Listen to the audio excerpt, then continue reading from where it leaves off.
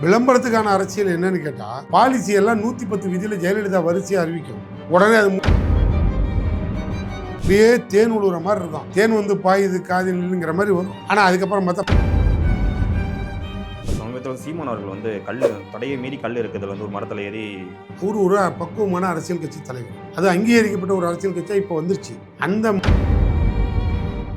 சீமான் வந்து கவர்னரை ஏற்று 4 அறிக்கை விட சொல்லுங்க, கவர்னரை எதிர்த்து 4 போராட்டம் நடத்த சொல்லுங்க, தமிழ் மொழி அவமானப்படுது, அதை பாதுகாக்கிறதுக்கு முன்னாடி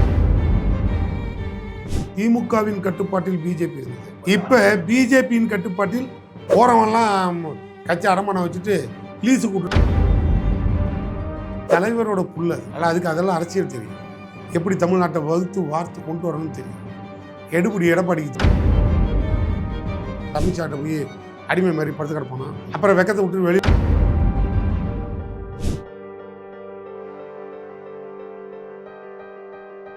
டேக் ஒன் நேயர்களுக்கு வணக்கம். இன்று நம்முடன் சமகால அரசியல் பேச இருப்பவர் திமுக சட்டத்துறை இணைச் செயலாளரும் வழக்கறிஞருமான சூர்யா வெற்றிகொண்டான் அவர்கள். வணக்கம் சார். வணக்கம் சார். சார், இப்போ இந்தியாவில் யாருமே இல்லாத அளவுக்கு இந்த ஸ்மார்ட் வாட்டர் ஏடிஎம்னு சொல்லி மெரினா பீச்சில் முதல்வர் வந்து திறந்து வச்சார் சார். உண்மையிலே மக்கள் பயன்பாட்டுக்கு நல்லா இருந்திருந்தா உண்மையே பாராட்டப்பட்டிருக்கும். ஆனால் அது திறந்து வைத்த சில நாட்களிலே வந்து தண்ணீர் வரல, கொஞ்சம் பீச்சி அடிக்குது, தண்ணீர் வரது கொஞ்சம் கஷ்டமாக இருக்கிற நிறைய குற்றச்சாட்டுகள் மாதிரி வருது. அதை பற்றி பார்த்தீங்களா சார்? ஒரு நியூ டெக்னாலஜியை யூட்டிலைஸ் பண்ணுறதுக்காக நம்ம மாநிலங்கள், நம்ம சிட்டியெல்லாம் வளரக்கூடிய பருவத்தில் இருக்குது. அதனால் நம்ம ஒவ்வொரு டெக்னாலஜியை கொண்டு வரோம். 1-2 மைனஸ் இருக்குன்னு வச்சுக்கோங்க, பரவாயில்ல, அதை சரி பண்ணணும். அதிகாரிகள் உடனே கூப்பிட்டு ஒரு இடத்துல தப்பு நடக்குது, இல்லை ஒரு இடத்துல அது ஃபெயிலியர் ஆகிடுது, ஒரு புரிந்துணர்வு ஒப்பந்தம் போடுறோம் ஒரு பெரிய ஸ்கீமில். புரிந்துணர்வு ஒப்பந்தனாலே பாதி அரசியல் வாங்கி தெரியறதில்லை. அவன் என்ன நினச்சிட்டான்னா, மீத்தேன் புரிந்துணர்வு ஒப்பந்தம் போட்டார் தமிழக முதல்வர். அப்போ போடும்போது அனுமதி கொடுத்துட்டாருன்ட்டான். புரிந்துணர்வு ஒப்பந்தத்துக்கு எப்படியா அது திட்டத்துக்கே அனுமதி கொடுக்க முடியும்? புரிந்துணர்வு ஒப்பந்தங்கிறது அந்த பாலிசியை கொடுக்குறான். ஸோ இது நல்லா இருக்கா இல்லையா இதை செக் பண்ணுவோம், இப்போ டெஸ்ட் பண்ணுவோம். அதுக்கு பின்னால் நல்லா இருந்தால் இம்ப்ளிமெண்ட் பண்ணுவோம். மக்கள்கிட்ட எதிர்ப்பு இருந்ததுன்னா அதை கேன்சல் பண்ணிடுவோம். இதான் பாலிசி. இந்த ஒரு புரிந்துணர்வு ஒப்பந்தம் கூட தெரியாமல் இன்னை வரைக்கும் தமிழ்நாட்டில் மீத்தேன் யார் கொடுத்தது? உங்கள் ஆட்சியில் அது உங்கள் முதல்வர், துணை முதல்வர் இவர் தான் கொடுத்தாரு அப்படின்னு இன்னமும் அவர் பேரை இன்றைய முதல்வர் மு.க. ஸ்டாலின் இன்னைய வரைக்கும் எதிர்க்கட்சி தலைவர் ஒப்பாரி வச்சுட்டு இருக்காங்க. எவ்வளோ பெரிய அறிவாளிலாம் நாட்டில் அரசியல்வாதியாக வளம் வராங்கிறதுக்கு உதாரணம். இப்போ அப்படி தான் நீங்கள் சொன்னது. இது ஒரு ஸ்கீமு கொடுத்துருக்கோம். அது ப்ளஸ் ஆர் மைனஸ் இருந்ததுன்னா போக சரி பண்ணிடுவோம். ஏடிஎம் இல்லாத போது பிரச்சனையே இல்லை. பேங்க்கு போய் வாசலில் உட்காந்துருந்தோம், ஏடிஎம் வந்துருச்சு. வந்த ஆரம்பத்தில் ஏடிஎம்மில் உடைச்சிட்டு பாதி பேர் எடுத்துகிட்டு போட்டான். அப்புறம் ஏடிஎம்மே பாதுகாக்கிறதுக்கு ஏற்பாடு பண்ணானுவோம். இப்போ ஏடிஎம்மை பற்றி கவலைப்படுறதில்லை. ஏன்னா சுற்றி மக்கள் இருக்கிற இடத்துல ஏடிஎம்மை உடனே நடுவில் வச்சுட்டாங்க. இப்போ நல்லா தான் இருக்குது, மக்களுக்கு அன்றாட யூஸ் இருக்குது. இவ்வளவும் டெக்னாலஜி வளர கொண்டு வரும். அதில் மைனஸ்னால் போக சரியாயிடும். அது ஒரு பெரிய விஷயம் இல்லை. சில திட்டங்கள் வந்து விளம்பரத்துக்காக மட்டும் தான் கொண்டு வராங்கன்னு சொல்லி எதிர்க்கட்சிக்காரங்க சார்பாக நிறைய சொல்கிறாங்க. இல்லை, நாங்கள் கொண்டு வந்ததை விளம்பரம் பண்ணுறதுக்கு மக்களோட பயன்பாட்டுக்கு வரணுங்கிறதுக்காக தான் விளம்பரம். இப்போ நான் கேட்குறது, காலை உணவு திட்டம்னு போடுறோம். இதை வந்து அத்தனை பள்ளிக்கூடமும் கடைப்பிடிக்கணும். அதுக்கு முதல்வர் அவ்வளோ முக்கியத்துவம் கொடுக்கணும். பேரண்ட்ஸுக்கு அது ஒரு புரிதல் இருக்கணும், ஸ்டூடெண்ட்ஸுக்கு ஒரு புரிதல் இருக்கணும். எல்லாரும் அது காலை உணவு திட்டம் இருக்குது, ஏன் இந்த ஊரில் நடைமுறைக்கு வரல, இந்த கேள்வி வருமா வராத? அது வெளியே வரலன்னு வச்சுங்க, என்னப்பா அது எங்கே மெட்ராஸில் மட்டும் போடுறாங்க போட்டிருக்கு, நமக்கெல்லாம் அது வருமா அப்படின்னு ஒரு கேள்வி வரும். ஸோ எந்த ஒன்றும் விளம்பரத்துக்கானது அல்ல. விளம்பரத்துக்கான அரசியல் என்னன்னு கேட்டால், பாலிசி எல்லாம் 110 விதியில் ஜெயலலிதா வரிசையாக அறிவிக்கும். உடனே அது முழு பேஜில் வரும். 110 விதியின் கீழ் முதல்வரின் அறிவிப்புன்னு வரும். அப்படியே தேன் உழுவுற மாதிரி இருக்கும். தேன் வந்து பாயுது காதில்ங்கிற மாதிரி வரும். ஆனால் அதுக்கப்புறம் பார்த்தா பாலிசியே வராது. அந்த தமிழ் தாய் சிலைலாம் மதுரையில் வந்து எதுவுமே வராதுன்னு வச்சுக்கோங்க. நிறையா வந்துச்சு. நான் உங்களுக்கு சுருக்க சொல்கிறேன், பாலிசியே வராது. ஆனால் பார்த்தா அப்படியே பட்டியல் வரும், பார்த்தா அவ்வளோ திருப்தியாக இருக்கும். அதெல்லாம் அது வந்து விளம்பரம். இது அப்படி இல்லை. திட்டம் வந்ததுக்கப்புறம் அது விளம்பரம்னு வச்சுக்கோங்க. மக்களோட பயன்பாடு அதிகரிக்கணுங்கிறதுக்காக தான் அது மாதிரி வர்றது. அதனால் அதை விளம்பரத்தோடு ஒப்பிட வேண்டாம். ஸோ அது மக்களோட புரிதல். சார் சமீபத்தில் ஒரு திமுக பொதுக்கூட்டத்தில் சார் திமுக முன்னாள் எம்எல்ஏ நெல்லிக்குப்பம் புகழேந்தியர் அவர்கள் வந்து என் கையில் இப்போ ஆட்சி அதிகாரம் இருந்துச்சுன்னா டாஸ்மார்க்கை 24 ஹவர்ஸ் ஓப்பன் பண்ணுவேன் அப்படிங்கிற மாதிரி சொல்லியிருக்காரு. எனக்கு மட்டும் அதிகாரம் இருந்தால் டாஸ்மார்க்க ராத்திரி 12 மணிக்கு மதியம் 12 மணிக்கு திறந்து ராத்திரி 10 மணிக்கெல்லாம் கூட சொல்ல மாட்டேன். 24 ஹவர்ஸ் ஓப்பன். எவனுக்கும் வஞ்சனை இல்லை. நான் என்ன சொல்ல வரேன்னா, குடிக்கிறவன் தானே குடிக்க போவான். ஈக்காவும் எஸ்ஆர் போயிடுவாங்களா, இல்ல பிளாக்ல போய் தேடுவாங்களா, இல்ல நான் போய் தேட போறேன்னா? ஒரு விஷயம் தெளிவா சொல்ல, நல்லா கேட்டுக்கோ. குடிக்கிறவன் யானாக இருந்தாலும் சரி, அவரு சொல்லி திருந்துமா இவரு சொல்லி திருந்துமா இல்ல, அவனா திருந்தனாதான் உண்டே தவிர வேற எவனா அவனை திருத்த முடியாது. இது என்னுடைய கருத்து. நான் ஏன் 24 ஹவர்ஸ் ஓபன் பண்றேன்னா, நீ நாட்டுக்கு வேஸ்ட். 24 ஹவர்ஸ் குடிச்சி நீ சாவு, மிச்சம் மீதி வச்சு நாங்க ஆட்சி நடத்துவோம். குடிக்கிறவங்க குடிச்சு சாப்பிட்டும் மீதி இருக்கிறவங்க வச்சு நம்ம ஆட்சி நடத்திப்போங்கிற மாதிரி சொல்றாரு. இது எப்படி சார், இது எப்படி எடுத்துக்கிறது நாங்க? அவர் வந்து இல்லை நீங்கள் அப்படி போக வேண்டாம், அது ஒன்றும் பெருசுப்படுத்திக்க வேண்டாம். அது அவருக்கு உண்டான விளக்கத்தையே அவர் ஃபுல்லாக கொடுத்துருப்பாரு. அவர் ஒரு பேச்சாளர், ஒரு 40 ஆண்டு காலமாக பேசுகிற ஒரு பேச்சாளர். அவருக்கு தெரியும் நெளிவு சுழிவெல்லாம். மக்களோட நகைச்சுவைக்காக பேசுறதுங்கிறது வேற. இப்போ நான் சொல்லுவேன், நான் முதலமைச்சராக இருந்தேன், இந்த பயில் அத்தனை பயிலையும் முடிச்சு உள்ளே போட்டுருவேன் அப்படின்னு நான் பேசிடுவேன். ஆனால் இன்றைக்கி இருக்கிற முதலமைச்சரால் அதை பேச முடியாது. ஏன்னா என்னால் முதலமைச்சராக ஆக முடியாது. நான் கிண்டலுக்கு கேள்வியும் மக்களுக்கு புரிதலுக்காக பேசிட்டு போயிடலாம், ஆனால் அதை முதல்வர் சொல்ல முடியாது. ஆனால் இதையே அவர் சொல்லியிருப்பாருன்னா, கலாச்சாரம் எங்கே இது மதுவிலக்கு வேணும்னு நிரந்தர மதுவிலக்கு வேணும்னு கேட்குறீங்க, உடனடியாக அதை பண்ண முடியாது. அப்படியெல்லாம் நடத்தினா கள்ளச்சாராயம் பெருக்கெடுத்து ஓடும், அதனால் அழிவு அதிகமாகிடும். இது இருக்கும்போதே கள்ளச்சாராயம் சைடில் ஓடி 60 பேர் 66 பேர் இறந்துட்டான். அதுக்கு ஒரு எஸ்பி கலெக்டர் வரைக்கும் சஸ்பெண்ட் பண்ண முதல்வர் நம்ம முதல்வர் தான். ஸோ இதை மாதிரி சுச்சுவேஷனில் மதுக்கடை எல்லாத்தையும் நீங்கள் உடனடியாக மூடிட்டிங்கன்னா நாடு முழுக்க கள்ளச்சாராயம் காய்ச்சறவனை போலீஸ் பிடிக்கிறதும் காய்ச்சறதும் போலீஸ் பிடிக்கிறதும் தான் வேலையாக இருக்கும். அதுக்காக என்ன சொல்கிறோன்னா, கொஞ்சம் மறுவாழ்வு மையங்களை, இது கடையை 10 குறைக்கிறோம், 10 மறுவாழ்வு மையத்தை உருவாக்குறோம், கொஞ்சம் கொஞ்சம் காம்பன்சேட் பண்ணி கொண்டு வரோம். கொரோனா நேரத்தில் 8 மாதம் எல்லோரும் பயத்தில் நினச்சிட்டான். திறக்காதீங்கன்னு சொன்னவர் தான் இந்த முதல்வர். கொடி பிடிச்சிட்டு நின்னார், திறந்துடாத, அவன் திருந்திட்டான், மறுவாழ்வு மையமே தேவையில்லைன்னாரு. கேளுங்க, அதை கேட்கல, நம்ம ஆட்சி திறக்கல. எடப்பாடி கோர்ட்டு மூலியமாக ஒரு ஆர்டர் வாங்கி எடப்பாடி திறந்தார். நம்ம ஆட்சி வந்ததுக்கு அப்புறம் முடிக்கலாமே சார். இப்போ நான் உங்களுக்கு அதுக்கு உண்டான விளக்கம் தான் சொன்னேன், புரியுதா இல்லையா? நடக்கும்போதே 66 பேர் கலாச்சாரத்தில் செத்துக்கிட்டு இருக்கான். உடனடியாக மூடிட்டா இன்னும் பல லட்சம் பேர் சாவான். படிப்படியாக நாங்கள் அதை குறைக்கிறோம். இந்த ஆண்டை மறுவாழ்வு மையம் ஓப்பன் பண்ணுறோம். இதை அவர் ஒரு நகைச்சுவையாக பேச்சு பொதுமக்கள் மத்தியில் சொல்கிறதுக்கு கொண்டுட்டு போயிருப்பார். அப்போ என்ன சொல்லுவார், நான் அந்த 26 ஓப்பன் பண்ணுவேன், குடிக்கிறவன் குடிச்சினா சாவறான் அப்படின்னு ஒரு கிண்டலுக்கு கேலிமாக பேசுகிறது தான். அது ஒரு பெரிய பொலிட்டிக்கல் கான்செப்டில் வரல, அதனால் விட்டுறலாம். அவர் 2014 நான் வந்து தேர்தல் வாக்குறுதி கொடுத்தோம், முதல்ல கொண்டு வருவோம்னு, எங்களுக்கு ஒரு பைய ஓட்டு போல அப்படின்னு தன்னோட ஆதங்கத்தையும் வெளிப்படுத்தியிருக்காரு. இங்கே ஒரு கொஸ்டின் வருது, அப்படி பேசுன நீங்கள் ஏன் இன்னைக்கு மூடலை அப்படின்னு ஒரு கேள்வி வருது. அப்படி பேசுன நீங்கள் ஏன் இன்னைக்கு மூடலை?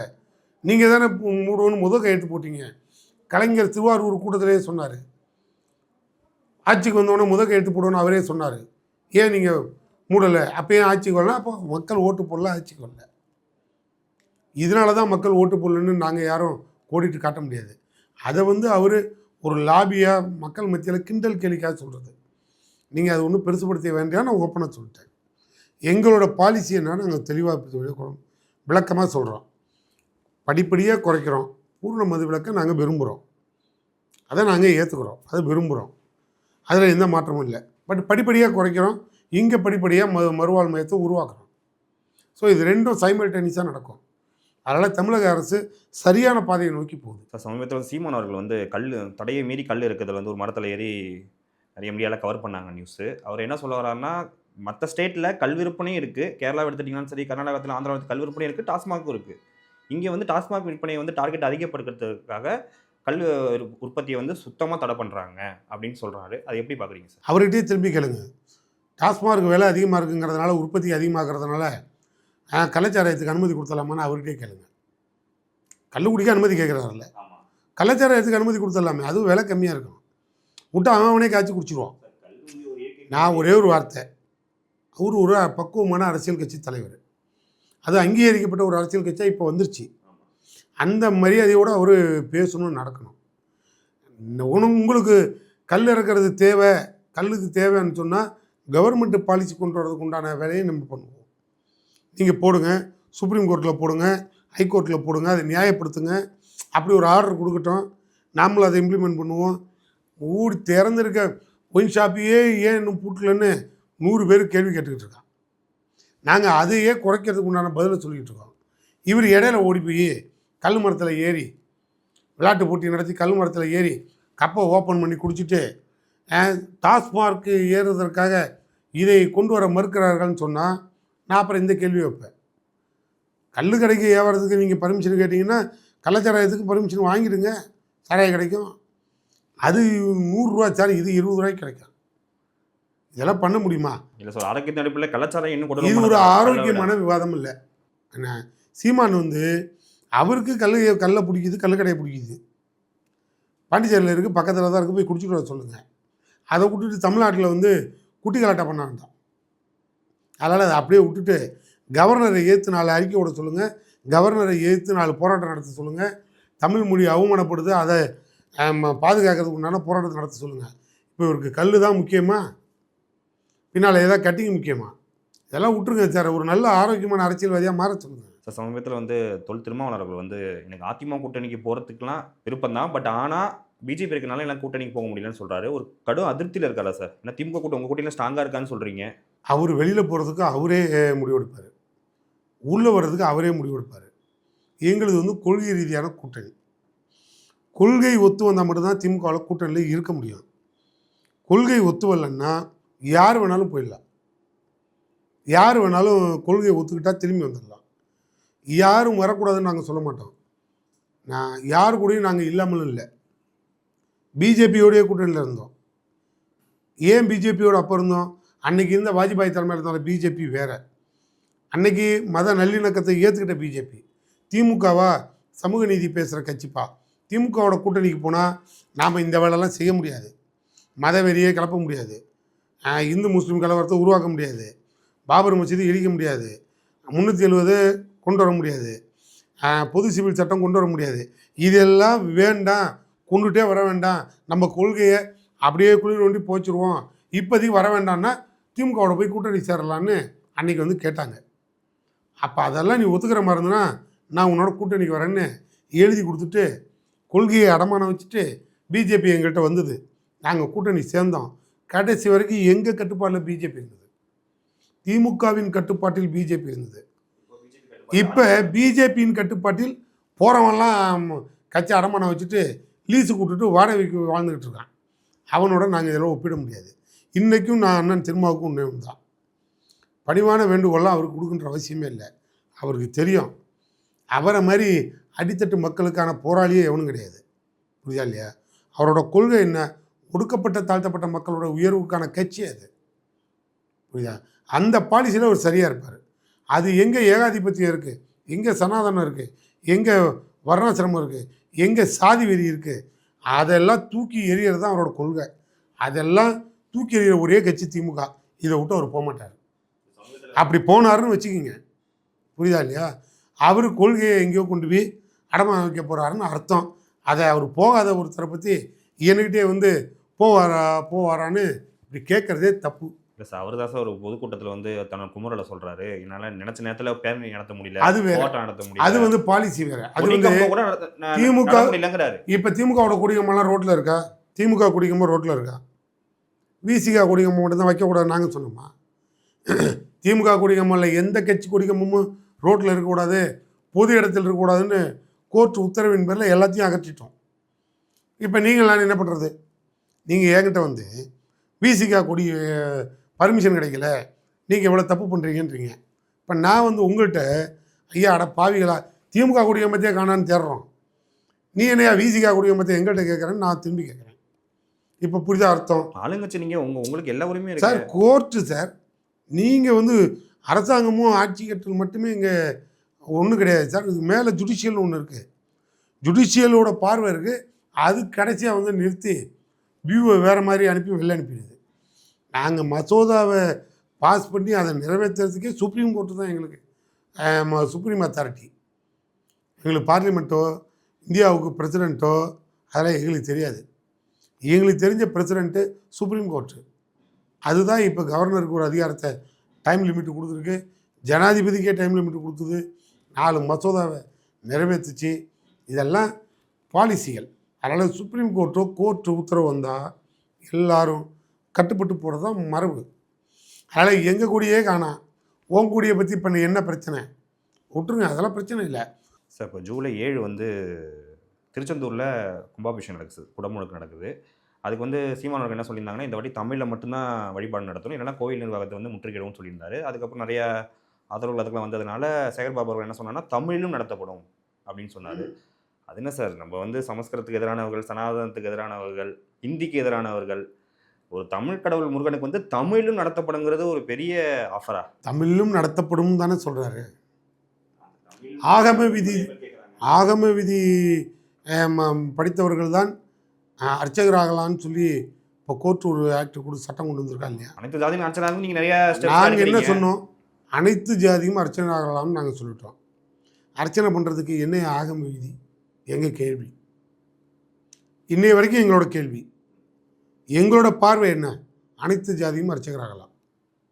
யார் வேணாலும் போய் என்ன மொழியில் வேணாலும் எவனுக்கு பிடிக்குதோ அந்த மொழியில் போய் கடவுள்கிட்ட கும்பிட்றா. வெள்ளக்காரன் வரான், மதுரை மீனாட்சிகிட்ட போகிறான், அவனுக்கு தெரிஞ்ச ஆங்கிலத்தில் மதுரை மீனாட்சிட்டு 4 பாலிசியை வைக்கிறான், 2 டிமாண்ட் நோட் வைக்கிறான். அந்த அம்மாவுக்கு புரியுது, அது ஏதாவது செஞ்சு கொடுத்துட்டு போகுது. அதை பற்றி இப்போ என்ன பிரச்சனை? நாங்கள் என்ன கேட்குறோம், அனைத்து ஜாதியும் அர்ச்சகராகலான்னு பாலிசி கொண்டு வந்தோம். இது எதுக்காக கொண்டு வந்தோம்? ஒரு ஜாதிக்காரனை உள்ளே விடலைங்கிறதுனால இல்லை, எல்லா ஜாதிக்காரனுக்கும் அந்த பீரியாரிட்டி இருக்கணும். சாதியே கடவுள்கிட்ட இருக்கக்கூடாதுங்கிறதுக்காக. முதல்ல கடவுளே இருக்கக்கூடாதுன்னோம், கடவுளை காட்டி நீ சாதியை பிரிக்கிற. ஸோ எல்லா சாதிக்காரனையும் கடவுளை ஏற்றுக்கிட்டாரு, விட்டுட்டோம். ஆனால் அதில் போய் கோர்ட்டில் போய் ஆகம விதின்னு கொண்டு வந்தீங்க. அதனால் இந்த மாதிரி கேள்வியெல்லாம் வரதான் செய்யும். அதுக்கு இனி ஒரு காலங்களில் ஒரு பெரிய போராட்டம் வரும். ஆகம விதியை தூக்கி மூலையில் போடுறான்னு எவனுக்குடா புரியுதுன்னு. இதெல்லாம் போக போக வரும். நாங்கள் எங்களை பொறுத்த மட்டும் தமிழில் அர்ச்சனை பண்ணுறியா பண்ணு, இப்போ பண்ணணுமா பண்ணணும், தமிழில் பேர் பழக வைக்கணுமா வை. ஒரு சுப்ரீம் கோர்ட்டு நீதிபதி ஒரு கல்யாணத்துக்கு வந்தார். நீதியரசர் சுந்தரேசன் சார் வந்தார். புகழேந்தி சார் அதே கல்யாணத்துக்கு வந்தார். அவர் ஹைகோர்ட் நீதிபதி. இந்த 2 நீதியரசர்களும் தஞ்சாவூரில் துரை சந்திரசேகர் மாவட்ட செயலாளரோட பையன் கல்யாணத்துக்கு வந்தார். தம்பி போய் அண்ணன் பையன் கல்யாணத்துக்கு 2 பேர் இருந்தாங்க. முதல்வர் உட்காந்துருந்தார். முதல்வர் உட்காந்துருக்கும் போது முதல்ல ஒரு புகழேந்தி சார் தமிழில் பேசினார். அதுக்கப்புறம் திரும்பி சுந்தரேசன் சார் போய் நீதியரசர் போய் தமிழில் பேசினார். அற்புதமாக பேசினார். 2 பேரும் பேசி முடித்து முதலமைச்சர் பேசினார். மணமக்கள் எல்லாம் வாழ்த்துறது அப்புறம் வச்சுக்குவோம். என்ன முதல் டிமாண்ட் வச்சாரு தெரியுங்களா? 2 நீதியரசர்களும் தமிழிலே பேசினீர்கள். எனக்கு மிகுந்த மகிழ்ச்சியாக இருக்கிறது. அந்த தமிழுக்கு உண்டான செம்மொழி அந்தஸ்தை பெற்றுக் கொடுத்த இயக்கம் திமுக. 2 நீதியரசர்களிடம் எனக்கு ஒரு வேண்டுகோள். இந்த மணவிழாவின் சார்பில் மணமக்களின் சார்பாக மணவீட்டார்கள் சார்பாக நான் கேட்டுக்கொள்ள விரும்புவது, இருவரிடமும் எங்களின் சார்பாக கேட்டுக்கொள்ள விரும்புகிறோம். நீங்கள் எப்படி தமிழில் பேசினீர்களோ அதே போல் உச்சநீதிமன்றத்திலும் உயர்நீதிமன்றத்திலும் வழக்காடு மொழியாக நாங்களும் தமிழிலே வாதாட வேண்டும். அதற்கு உண்டான உதவிகளை நீங்களும் செய்ய வேண்டும்னாரு. இவர் தலைவரா? இவர் தான் தலைவர். அந்த இடத்துல அது தேவையில்லை. ஆனால் அந்த வாய்ப்பை தமிழுக்கு பயன்படுத்தினார் பாருங்க. அந்த வாய்ப்பை தமிழனோட உரிமைக்கு பயன்படுத்தினார் பாரு. அவர் தான் தலைவர். அதுதான் தலைவரோட புல். அது அதனால் அதுக்கு அதெல்லாம் அரசியல் தெரியும். எப்படி தமிழ்நாட்டை வகுத்து வார்த்து கொண்டு வரணும்னு தெரியும். எடுபடி எடப்பாடிக்கு தெரியுமா? தெரிஞ்சால் அந்தாலும் போய் இந்த மாதிரி அமித்ஷாட்ட போய் அடிமை மாதிரி படுத்து கிடப்பானா? அப்புறம் வெக்கத்தை விட்டு வெளியில் வந்து திரும்பியும் கச்சை கொண்டு போய் மறுபடியும் அடமான வைப்பாரா? அதனால் நான் கேட்குறேன், வருகின்ற வாய்ப்புகள் அத்தனையும் முறையாக அதை தமிழுக்கும் வளர்ச்சிக்கு பயன்படுத்துறது தான் ஆட்சியாளரோட பணி. அதில் ஒன்றும் தவறு இல்லை. அதனால் முருகனுக்கு தமிழிலும் பண்ண வேண்டும், தமிழிலே பண்ணுங்கள், இதெல்லாம் ஒரு பெரிய விஷயம் இல்லை. தமிழில் தான் செய்யணும். இல்லை சார், வட இந்தியாவில் வந்து ராமரை எப்போதும் கையில் எடுப்பாங்க, விநாயகர் எடுப்பாங்க. இப்போ வந்து தமிழ்நாட்டில் வந்து முருகன் வந்து பெரிய வாக்கு வங்கி ஆயிட்டாரோ. இப்போ உங்களுக்கு தெரியுதுல்ல, நான் உங்களையும் தான் கேட்குறேன். ஏன்னா நீங்களும் இப்போ நிறைய முருகன் பக்தர்கள் நடத்துறீங்க, இப்போ உங்களுக்கு நடத்துறாங்க. நாங்கள் அறநிலைத்துறை நடத்துதுன்னு சொன்னது அரசாங்கம். திமுகவுக்கு அது வேலை இல்லை. திமுக எங்கேயாவது போய் மாநாடு நடத்துதான் முருகனுக்கும் காமாட்சிக்கும். எங்களுக்கு அது வேலை கிடையாது. எங்களுக்கு பகுத்தறிவு மாநாடு நடத்தி தான் எங்கள் தலைவனுக்கு பழக்கம். புரியுதா? இன்னைய வரைக்கும் துணை முதலமைச்சர் சனாதானங்கிறதை ஏற்றுக்கொள்ள மாட்டேன், 1000 தீர்ப்புகள் வந்தாலும் நான் அந்த விஷயத்தில் பின்வாங்க மாட்டேன்னு சொல்கிறாரு. அந்த மாதிரி ஒரு துணிச்சல் மிகுந்த தலைவர் உதயநிதி ஸ்டாலின். அப்படியெல்லாம் நாங்கள் வளர்கிற காலத்திலே இவ்வளோ கம்பீரமாக வளர்கிறோன்னா இதுக்கு எங்களுக்கு ரொம்ப தூரம். அது அரசாங்கம் திமுக நடத்தாது. ஆனால் நாங்கள் இங்கே கேட்குறது, நீ போய் நடத்துகிற, நான் வரவேற்கிறேன். ஏன் வள்ளி தெய்வானை காலில் உழுவுடா, முருகன் காலில் உழுவுறதுக்கு பதிலாக இன்னும் புத்தி வரட்டும்னு நான் சொல்கிறேன். அதனால் நான் வரவேற்கிறேன் சார். நாளைக்கு உத்தரப்பிரதேச முதல்வர் யோகி ஆதித்யநாத் இப்போ பவன் கல்யாண் இவங்களாம் வர மாதிரி இருக்குது. இது வந்து குறிப்பாக அந்த சாமியார் பையங்க வரணும், அந்த யோகி ஆதித்யநாத். ஏன்னா புல்டோசர் விட்டு எதை இடிப்பாருன்னு எனக்கு தான் தெரியும். ஏன்னா புல்டோசர் கலாச்சாரம் அவருக்கு உண்டானது. எந்த பட்டியலின மக்கள் மேலே புல்டோசர் விட்டு அந்த வீட்டை இடிப்பியோ, எந்த பட்டியலின மக்கள் ரோட்டில் நடக்கூடாதுன்னு சொல்லுவியோ, எந்த பட்டியலின மக்கள் கோயிலுக்குள்ளே போகக்கூடாதுன்னு சொல்லுவியோ, அப்படியெல்லாம் உத்தரவு போட்ட அந்த யோகி ஆதித்யநாத் இங்கே வரணும், வள்ளி தெய்வானை காலில் உழுவணும். நான் அதை வரவேற்கிறேன். நாங்கள் எங்கள் கடவுள் அது. முருகன் வந்து அப்பயே கலப்பு திருமணத்துக்கு அங்கீகாரம் கொடுத்த தலைவர். எங்கள் கலைஞர் அதுக்கு ஊக்கத்தொகை கொடுத்த தலைவர். அதனால் நீங்கள் ஒன்றும் கவலையப்பட வேணாம், முருகன் எங்கள் கட்சி மெம்பர். ஓகே சார், இது வரைக்கும் நாங்கள் கேட்ட கேள்விக்கு பொறுமையாக பதிலளிச்ச உங்களுக்கு மிக்க நன்றி சார். மகிழ்ச்சி சார்.